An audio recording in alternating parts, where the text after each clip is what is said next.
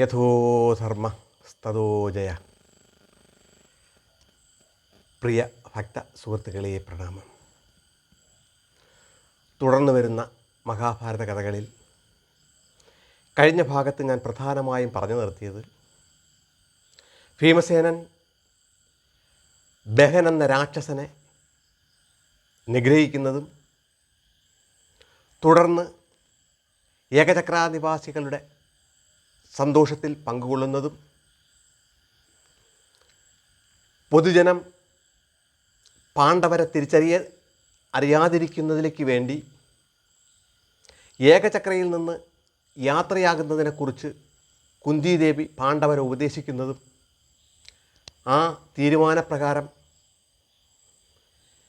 പാണ്ഡവർ ഏകചക്രയിൽ നിന്ന് അടുത്ത നാടായ പാഞ്ചാലത്തിലേക്ക് പോകുന്നതിനെക്കുറിച്ച് പാഞ്ചാലത്തിലേക്ക് പോകാൻ തീരുമാനിച്ച പാണ്ഡവർക്ക് പാഞ്ചാലത്തിലേക്ക് യാത്രയിലായിരുന്ന ഏതാനും ബ്രാഹ്മണന്മാരിൽ നിന്ന് പാഞ്ചാലദേശത്ത് പാഞ്ചാല രാജാവിൻ്റെ കൊട്ടാരത്തിൽ നടക്കുന്ന സ്വയംവരത്തെക്കുറിച്ചും ആ സ്വയംവരത്തിന്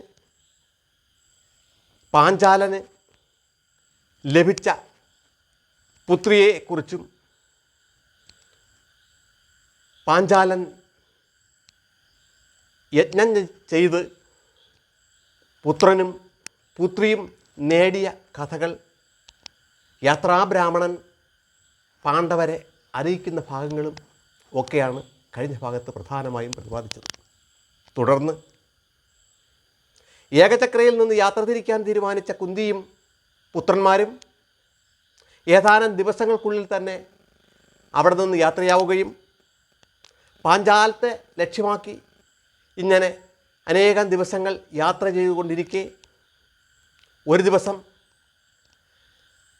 ഗംഗാ നദിയുടെ തീരത്തുകൂടെ നടക്കുകയായിരുന്ന പാണ്ഡവർ ഗംഗാനദിയിലെ പ്രധാന തീർത്ഥമായ ശിവതീർത്ഥ സ്ഥാനത്ത് എത്തുകയും ഈ സമയം സന്ധ്യയായിപ്പോയതിനാൽ പാണ്ഡവരെ മുന്നിൽ നിന്ന് നയിച്ചത് അർജുനനായിരുന്നു. ഒരു പന്തം കൊളുത്തി പ്രകാശം കാണിപ്പിച്ച് അവരെ മുന്നോട്ട് നയിക്കുകയായിരുന്ന അർജുനനും പിറകെ പോകുന്ന പാണ്ഡവർക്കും ഗംഗാനദിയിലെ ശിവതീർത്ഥത്തിൽ സന്ധ്യാസമയത്ത് ഒരു ഗന്ധർവനും ഏതാനും സ്ത്രീകളും ജലക്രീഡ നടത്തുന്നത് കാണാനിടയാവുകയും ഈ സമയത്ത് ഗന്ധർവന് പെട്ടെന്ന് ദേഷ്യം വന്ന് ഇവരോടായി, അതായത് മുന്നിൽ നടക്കുകയായിരുന്ന അർജുനനോടായി ചോദിച്ചു, ഇത് സന്ധ്യാസമയമാണെന്ന് നിങ്ങൾക്കറിയില്ലേ? ഈ സന്ധ്യാസമയം രക്ഷോ ഗന്ധർവന്മാർക്കുള്ള സമയമല്ലേ? ഇപ്പോൾ മനുഷ്യർക്ക് യാത്ര ചെയ്യാൻ പാടില്ല എന്നത് നിങ്ങൾക്കറിയാൻ വയ്യേ എന്ന് ഗന്ധർവൻ അർജുനനോടായി ചോദിക്കുകയും ഇത് കേട്ടുകഴിഞ്ഞ് അർജുനൻ ഗന്ധർവനോട് തിരിച്ചു ചോദിക്കുകയാണ്, ഹിമവത്സാനുക്കളിലും സമുദ്രതീരത്തും ഗംഗാതീരത്തും രാത്രിയെന്നോ പകലെന്നോ ഇല്ലാതെ ഏത് മനുഷ്യർക്കും യാത്ര ചെയ്യാവുന്ന സത്യം അറിയാൻ പാടില്ലാത്ത നീ ഒരു മൂഢനല്ലേ എന്ന് ചോദിക്കുകയും നിൻ്റെ ജൽപ്പനങ്ങൾ കേട്ട് തിരിച്ചു പോകത്തക്ക അവരല്ല നമ്മൾ എന്ന് അർജുനൻ വീണ്ടും പറയുകയും ചെയ്തപ്പോൾ ഗന്ധർവന് ദേഷ്യം വരികയും പെട്ടെന്ന് കരയ്ക്ക് കയറി അർജുനന് നേരെ ബാണങ്ങൾ അയക്കുകയുമാണ് ഉണ്ടായത്. ഗന്ധർവൻ അർജുനന് നേരെ അയച്ച ബാണങ്ങളെല്ലാം കയ്യിലിരിക്കുകയായിരുന്ന പന്തം കൊണ്ടും പരിച കൊണ്ടും അർജുനൻ തടുത്ത് ഇടുകയാണ് ചെയ്തത്. നിമിഷങ്ങൾ കഴിഞ്ഞതിന് ശേഷം ഗന്ധർവൻ അസ്ത്രപ്രയോഗം നിർത്തുന്നില്ല എന്ന് ബോധ്യമായപ്പോൾ അർജുനൻ ഗന്ധർവൻ നേരെ ആഗ്നേയാസ്ത്രം അയക്കുകയും ആഗ്നേയാസ്ത്രം ഗന്ധർവൻ്റെ തേരിനെ തകർത്ത് ഭസ്മമാക്കുകയും തേരിൽ നിന്ന് തെറിച്ചു വീണ ഗന്ധർവനെ തലമുടിയിൽ ചുറ്റിപ്പിടിച്ച് അർജുനൻ വലിച്ചിഴച്ച് യുധിഷ്ഠിരന് മുന്നിലേക്ക് കൊണ്ടുവരികയും കയ്യിൽ ഇരുന്ന ഉറയിൽ നിന്ന് വാള് വലിച്ചൂരി ആ ഗന്ധർവൻ്റെ തല വെട്ടുന്നതിലേക്ക് വേണ്ടി ശ്രമിക്കുന്ന സമയത്ത് ഗന്ധർവൻ്റെ ഭാര്യ ഓടി വന്ന് യുധിഷ്ഠിരൻ്റെ, അതായത് ധർമ്മപുത്രരുടെ കാൽക്കൽ വീണിട്ട് കൊല്ലരുതേ, എൻ്റെ പതിയെ രക്ഷിക്കണമേ എന്ന് ധർമ്മപുത്രരോട് ഗന്ധർവ ഭഗ്നി ആവശ്യപ്പെടുകയും ചെയ്തു. ഇത് കേട്ട ധർമ്മപുത്രർ, അതായത് യുധിഷ്ഠിരൻ, അർജുനോടായി പറഞ്ഞു, ഉണ്ണി, പോരിൽ തോറ്റ് നിൻ്റെ കാൽ കീഴിൽ കിടക്കുന്ന ഈ ഗന്ധർവനെ എൻ്റെ ജീവന് വേണ്ടി ഈ സ്ത്രീ അപേക്ഷിക്കുന്നത് നീ കേൾക്കുന്നില്ലേ? അതിനാൽ നീ അവനെ അങ്ങ് വിട്ടേക്കുക എന്ന്. ഇത് കേട്ട് കഴിഞ്ഞ അർജുനൻ തൻ്റെ കയ്യിലിരുന്ന വാൾ ഉറയിലേക്ക് ഇടുകയും ആ ഗന്ധർവനോട് ഇപ്രകാരം പറയുകയും ചെയ്തു, ഹേ ഗന്ധർവ, കുരുവംശ രാജാവായ യുധിഷ്ഠിരൻ നിനക്ക് അഭയം നൽകിയിരിക്കുന്നു. ആയതിനാൽ ഞാൻ നിന്നെ ഇതാ പോകാൻ അനുവദിക്കുന്നു, നിനക്ക് പൊയ്ക്കൊള്ളാമെന്ന്.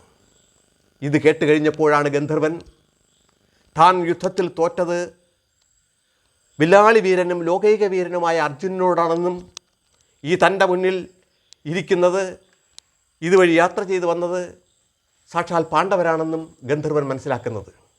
ഇത് മനസ്സിലാക്കിയ ഗന്ധർവൻ തൻ്റെ തോൽവി വില്ലാളി വീരനായ അർജുനനോടായതുകൊണ്ട് ഇതൊരു തോൽവിയല്ല എന്ന് മനസ്സിലാക്കുകയും ഉടൻ തന്നെ അർജുനനോട് ഇങ്ങനെ പറയുകയും ചെയ്തു, ഹേ വില്ലാളി വീര അർജുന, നിനക്ക് ചാക്ഷുഷി മന്ത്രവിദ്യ ഉപദേശിക്കാൻ ഞാൻ ആഗ്രഹിക്കുന്നു. നിനക്ക് ഭാവിയിൽ അത് ഏറ്റവും പ്രയോജനപ്പെടുന്ന കാര്യമാണ്. അതുമാത്രവുമല്ല, നിങ്ങൾക്ക് ഓരോരുത്തർക്കും ദേവലോകത്തെ 100 കുതിരകളെ വീതം ഓരോരുത്തർക്കും ഞാൻ നൽകാൻ ആഗ്രഹിക്കുന്നു എന്ന് പറയുകയും ചെയ്തു. ഇത് കേട്ട് കഴിഞ്ഞ അർജുനൻ ഗന്ധർവനുമായി തിരിച്ചു പറഞ്ഞു, വിത്തം, വിദ്യ, ശാസ്ത്രം എന്നിവ ഞാൻ ആരിൽ നിന്നും ഔദാര്യമായി സ്വീകരിക്കാറില്ല. എന്നാൽ ചാക്ഷുഷി മന്ത്രവിദ്യ എനിക്കാവശ്യമായതിനാൽ പകരമായി നിനക്ക് ആഗ്രേയാസ്ത്രം വിദ്യ മന്ത്രം ഉപദേശിച്ചു തരാം. പകരമായി നീ പറഞ്ഞവയെല്ലാം എനിക്ക് നൽകിയാൽ മതി എന്ന്. അത് സമ്മതിച്ച ഗന്ധർവൻ അർജുനന് ചാക്ഷുഷി മന്ത്രവിദ്യ ഉപദേശിച്ചു.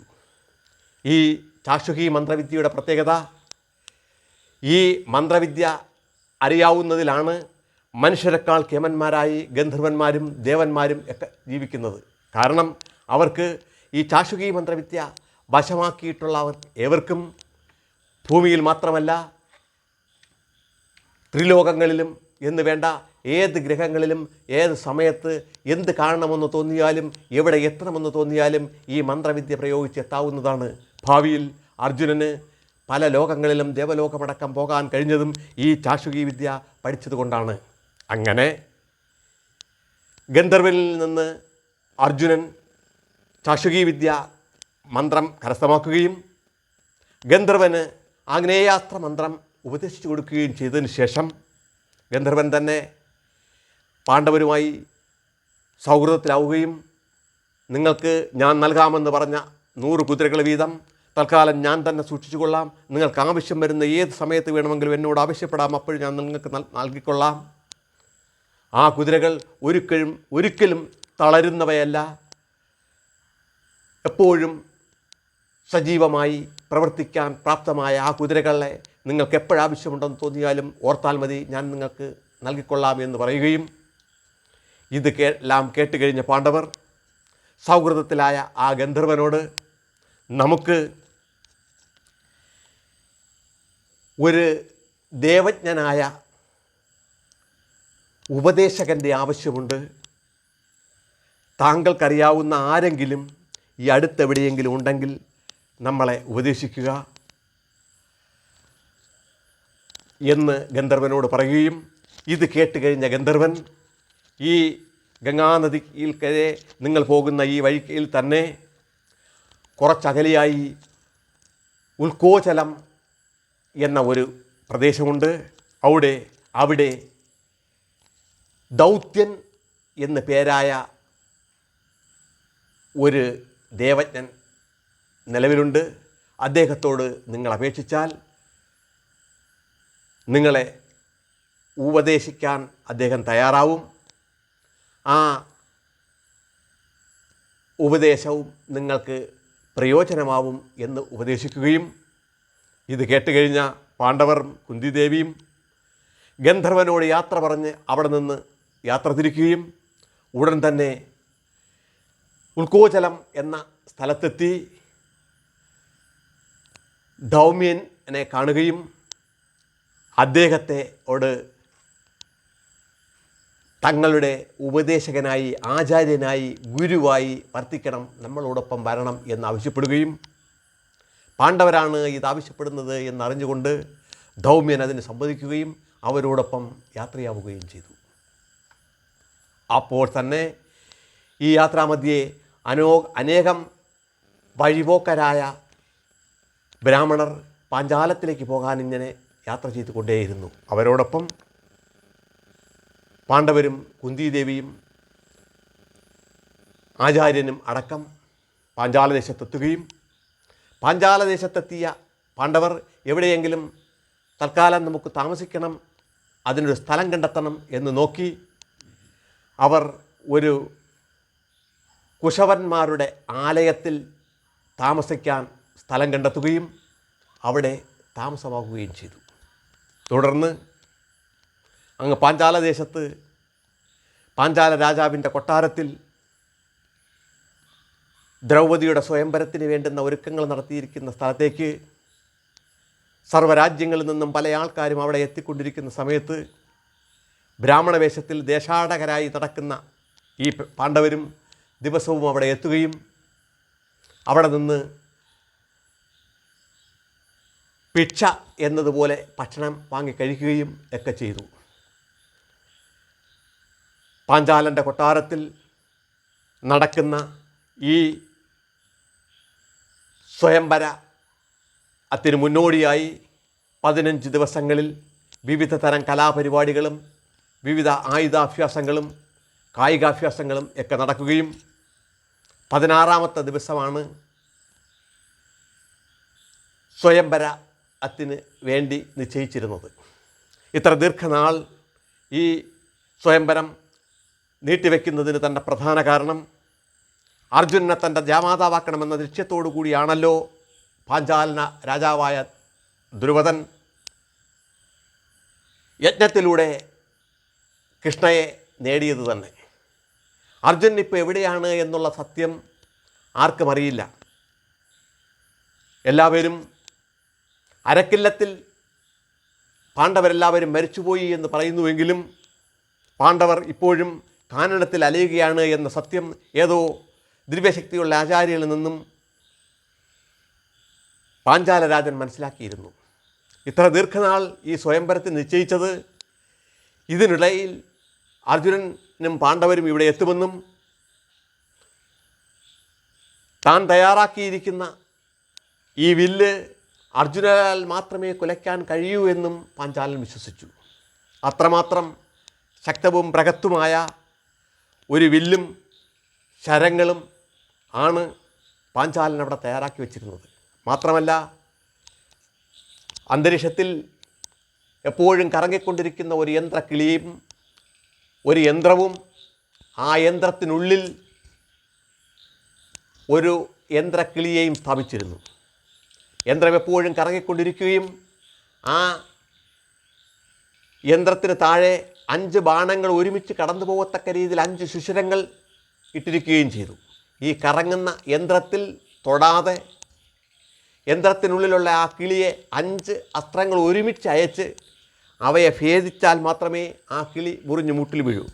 ആ വ്യക്തിക്ക് മാത്രമേ പാഞ്ചാലിയെ, അതായത് കൃഷ്ണയെ കല്യാണം കഴിച്ചു കൊടുക്കൂ എന്ന് ദ്രുപദൻ പാഞ്ചാലരാജൻ വിളംബരം ചെയ്ത് എല്ലാ രാജ്യങ്ങളിലും അറിയിച്ചിരുന്നു. എങ്കിലും ഇതിന് ശ്രമം നടത്തി പാഞ്ചാലിയെ, അതായത് ദ്രൗപദിയെ, കൃഷ്ണയെ സ്വന്തമാക്കണമെന്ന ആഗ്രഹത്തോടു കൂടി ഭാരതദേശത്തുള്ള അനേകം നാട്ടുരാജ്യങ്ങളിൽ നിന്ന്, ഏറെക്കുറെ എല്ലാ നാട്ടുരാജ്യങ്ങളിൽ നിന്നുള്ള കുമാരന്മാരായ രാജകുമാരന്മാരും രാജാക്കന്മാരും എന്ന് വേണ്ട പാഞ്ചാലൻ്റെ ക്ഷണപ്രകാരം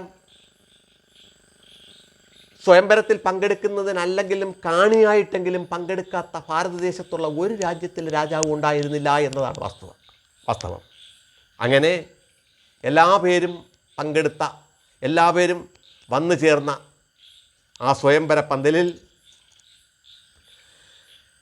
15 ദിവസത്തെ എല്ലാ കലാപ്രകടനങ്ങളും കായിക പ്രകടനങ്ങളും കഴിഞ്ഞതിന് ശേഷം 16ാമത്തെ ദിവസം സ്വയംവരത്തിനുള്ള തയ്യാറെടുപ്പുകളെല്ലാമായി സ്വയംവര പന്തലിൽ ഓരോ വിഭാഗം ജനങ്ങൾക്കും പ്രത്യേകം തയ്യാറാക്കിയിരുന്ന വേദികളിൽ രാജകുമാരന്മാർ പ്രത്യേകം, രാജാക്കന്മാർക്ക് പ്രത്യേകം വേദി, ബ്രാഹ്മണർക്ക് പ്രത്യേകം വേദി, രാജ്യത്തിലെ പ്രബലന്മാരും ശ്രേഷ്ഠന്മാരുമായ വ്യക്തിത്വങ്ങൾക്ക് പ്രത്യേകം വേദികൾ അവിടെ തയ്യാറാക്കിയിരുന്നു. അവിടെയെല്ലാം ആൾക്കാർ അണിനിരന്നു. ഇക്കൂട്ടത്തിൽ ഇവ കാണുന്നതിലേക്ക് വേണ്ടി അനേകം ബൃഹത് വ്യക്തികളും അവിടെ എത്തിയിരുന്നു. അക്കൂട്ടത്തിൽ ദ്വാരകാനാഥനായ സാക്ഷാൽ കൃഷ്ണനും കൃഷ്ണൻ്റെ ജ്യേഷ്ഠനായ ബലരാമനുമൊക്കെ കാഴ്ചക്കാരായി അവിടെ എത്തിയിരുന്നു. അതിനോടൊപ്പം ഈ സ്വയംവരത്തിൽ പങ്കുകൊണ്ട് ദ്രൗപദിയെ സ്വന്തമാക്കണമെന്ന ആഗ്രഹത്തോടു കൂടി അവിടെ എത്തി രാജാക്കന്മാരിൽ ഹസ്തിനപുരിയിലെ നിന്ന് ദുര്യോധനനും അനുജന്മാരായ ധാർത്ത രാഷ്ട്രന്മാരെല്ലാവരും എത്തുകയും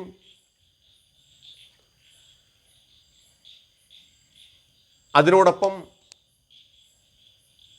ദുര്യോധനൻ്റെ അമ്മാവനായ ശകുനിയും ഗാന്ധാരദേശത്തെ ഗാന്ധാരപുത്രന്മാരായ ശകുനി സഹോദരന്മാരെല്ലാവരും എത്തുകയും അന്ന് പല രാജ്യങ്ങളിലുള്ള ഏറ്റവും പ്രഗത്ഭരമായ അനേകം രാജാക്കന്മാർ, അതായത് ചേതി രാജ്യത്തിലെ ശിശുപാലനും ജരാസന്ധനും എന്ന് വേണ്ട ദുര്യോധന സുഹൃത്തായ കർണനും ശൗര്യനും വിധേയനും ഒക്കെ, അതായത് അന്ന് ഭാരത ദേശത്തുണ്ടായിരുന്ന പ്രഗത്ഭരായ എല്ലാ രാജാക്കന്മാരും ആ വേദിയിൽ സന്നിഹിതരായിരുന്നു എന്നർത്ഥം.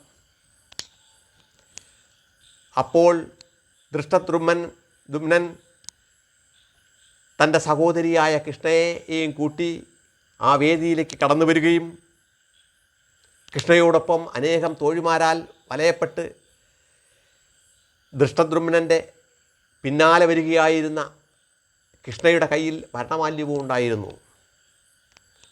വേദിയിലെത്തിക്കഴിഞ്ഞപ്പോൾ ആദ്യം ദൃഷ്ടദ്രുമ്നൻ ഇങ്ങനെ വേദിയിലിരുന്ന രാജാക്കന്മാരോടായി വിളിച്ചു പറഞ്ഞു, രാജകുമാരന്മാരെ, എൻ്റെ പ്രിയ സഹോദരി കൃഷ്ണ ഇതാ എത്തിയിരിക്കുന്നു. ഇവിടെ ബില്ലിതാ തയ്യാറാക്കിയിരിക്കുന്നു. അസ്ത്രങ്ങളും ഇവിടെ തന്നെ ഉണ്ട്. നിങ്ങൾക്ക് ലക്ഷ്യത്തിന് വേണ്ടി ഇതാ യന്ത്രക്കിളിയും എല്ലാം ഇവിടെ തയ്യാറാക്കിയിട്ടുണ്ട്. ഈ ബില്ലെടുത്ത് 5 ബാണങ്ങൾ ഒരുമിച്ച് തൊടുത്ത് ഈ യന്ത്രത്തിൽ തട്ടാതെ ആ കിളിയെ ഭേദിച്ച് മൂട്ടിലിടുന്ന ഏത് രാജകുമാരനും എൻ്റെ സഹോദരി കൃഷ്ണ ഭാര്യയായിരിക്കുന്നതാണ് എന്ന് പ്രഖ്യാപിക്കുകയും തിരിഞ്ഞ് കൃഷ്ണയോടായി അതായത് ദ്രൗപദിയോടായി ദൃഷ്ടദ്രുമ്നൻ ഇപ്രകാരം പറഞ്ഞു, പ്രിയ സഹോദരി, ഈ ഇരിക്കുന്നവരാരൊക്കെയാണെന്ന് നിനക്കറിയാമോ? ഏറ്റവും പ്രശസ്തനായ രാജകുമാരന്മാരായ ദുര്യോധനനും കർണനും ദുശാസനനും ശകുനിയും എന്ന് വേണ്ട അശ്വത്ഥാത്മാവും കർണനും ശിശുപാലനും ജരാസന്ധനും തുടങ്ങി ഈ ഭാരതദേശത്തിലെ വിവിധ രാജ്യത്തിലെ രാജാക്കന്മാരും രാജകുമാരന്മാരും ഒക്കെയുണ്ട്. ഇവരിലാരാണോ ഈ യന്ത്രക്കിളിയെ യന്ത്രത്തിനകത്തുള്ള കിളിയെ മുറിച്ച് മൂട്ടിലിടുന്നത് അവരെ നീ വിവാഹം കഴിക്കേണ്ടതാണ് എന്നറിയിക്കുകയും ചെയ്തു. അതുവരെ നിശബ്ദനായിരുന്ന ആ വേദിയിൽ അപ്പോൾ വീണ്ടും കരഘോഷങ്ങളും വാദ്യമേളങ്ങളും തുടങ്ങുകയും ആ വേദിയിലുണ്ടായിരുന്ന ഓരോ രാജാക്കന്മാരും മുന്നോട്ട് വന്ന് ഇത് വളരെ നിസ്സാരമായ കാര്യമാണെന്ന് തോന്നി അവരോരോരുത്തരും വില്ലിനെ എടുക്കാൻ ശ്രമിക്കുകയും എന്നാൽ ആ വില്ലിൻ്റെ ഭാരം കൊണ്ട് പല രാജകുമാരന്മാർക്കും ആ വില്ലിനെ ഒന്ന് ഉയർത്തുവാൻ പോലും കഴിയാതിരിക്കുകയും ചിലർ വളരെ പണിപ്പെട്ട് വില്ലിനെ ഉയർത്തിയെങ്കിൽ ഞാണ് വലിച്ചു കെട്ടാനോ ലക്ഷ്യം വയ്ക്കാനോ കഴിയാതെ വരികയും അങ്ങനെ ഓരോ രാജകുമാരന്മാരും വളരെ പണിപ്പെട്ട് ശ്രമം നടത്തിയിട്ടും ആ ലക്ഷ്യം ഭേദിക്കാൻ എന്ന് മാത്രമല്ല ഈ വില്ലെടുത്ത് ഒന്ന് കുലയ്ക്കുന്നതിന് പോലും കഴിയാതെ പ്രബലന്മാരെന്ന് ദടിച്ച് അവിടെ എത്തിയിരുന്ന ദ്രൗപദി കാംക്ഷികളായ രാജകുമാരന്മാർ പലരും പരാജയപ്പെട്ട് പിന്മാറുകയാണ് ഉണ്ടായത്. അതീവ ബലവാന്മാരാണെന്ന് കണക്കാക്കിയ പലർക്കും ഇരു കൈകളും കൊണ്ട് പരമാവധി ശ്രമം നടത്തിയിട്ടും ആ വില്ല് ഉയർത്താൻ പോലും കഴിയാതെ അങ്ങനെ മാറി നിന്ന് എല്ലാവരും നിരാശപ്പെട്ട് സദസ്സ് തന്നെ ശാന്തമായിരിക്കുന്ന ആ സമയത്ത് അതാ സദസ്സിൽ നിന്ന് സൂര്യപുത്രൻ കർണൻ എണീറ്റ് സ്വതസിദ്ധമായ ആ ഗാംഭീര്യത്തോടു കൂടി മുന്നോട്ട് വരികയും യന്ത്രക്കിളിയുടെ മുന്നിൽ വന്ന് കർണൻ ഒറ്റക്കൈ കൊണ്ട് നിസാരമായി ആ വില്ലിനെ തൂക്കിയെടുക്കുകയും ആ വില്ല് മറുകൈയിൽ പിടിച്ച് ഞാണ് വലിച്ചു കെട്ടി അമ്പുകൾ ഓരോന്നെടുത്ത് 5 ബാണങ്ങളും അതിൽ തൊടുത്തി വെച്ച് ലക്ഷ്യം ചെയ്യുകയും ചെയ്തപ്പോൾ സദസ്സിലിരുന്ന സർവ്വരാജകുമാരന്മാരും ലക്ഷക്കണക്കിന് കാണികളായിരുന്ന ജനങ്ങളും അന്താളിച്ചു പോയി, അത്ഭുതപ്പെട്ടു പോയി. യവനാൽ ഇത് ഭേദിക്കപ്പെടും, ഇവനിത് കഴിയും എന്ന്. എന്നാൽ വില്ലുകുലച്ച് ലക്ഷ്യത്തിലേക്ക് നോക്കി നിൽക്കുകയായിരുന്ന കർണനെ നോക്കി പിന്നിൽ നിൽക്കുകയായിരുന്ന ദ്രൗപദി ഇപ്രകാരം വിളിച്ചു പറഞ്ഞു, ഹേ സൂതപുത്ര കർണ, നീ ലക്ഷ്യം ഭേദിച്ചാലും നിന്നെ ഞാൻ വേളി കഴിക്കുന്നതല്ല എന്ന്. ഇത് കേട്ട് കഴിഞ്ഞ കർണൻ നിമിഷ നേരം കൊണ്ട് അവൻ്റെ കയ്യിലിരിക്കുകയായിരുന്ന വില്ല് ഊർന്ന് മൂട്ടിൽ വീഴുകയും തല കുമ്പിട്ട് പോവുകയും ചെയ്തു. സൂര്യപുത്രനായ കർണനെ ജനങ്ങൾ അറിയപ്പെടുന്നത് സൂതപുത്രനായിട്ടാണ്. ഈ സൂതപുത്രൻ എന്ന അപമാനം കർണന് എപ്പോഴും പല വേദികളിൽ നിന്നും അപമാനം മാത്രം നേടിക്കൊടുത്തിട്ടുണ്ട്. പക്ഷേ പെട്ടെന്ന് അപമാനിതനായ കർണൻ അവിടെ നിന്ന് വേച്ച് തൻ്റെ ഇരിപ്പിടത്തിലേക്ക് പോവുകയും എല്ലാവരും അങ്ങനെ നിശ്ചലരായിരിക്കുകയും ചെയ്തു. പ്രിയ സഹോദരരെ, ഈ ഭാഗം ഞാൻ ഇന്നിവിടെ നിർത്തുന്നു. തുടർന്ന് ഈ സ്വയംവര പന്തലിൽ ദ്രൗപദിയുടെ സ്വയംവരത്തിന് വേണ്ടി തുടർന്ന് നടക്കുന്ന എല്ലാ കാര്യങ്ങളെക്കുറിച്ചും അടുത്ത ഭാഗത്ത് പ്രതിപാദിക്കാം. തൽക്കാലം നിർത്തട്ടെ. ലോകാ സമസ്ത സുഖിനോ ഭവന്തു.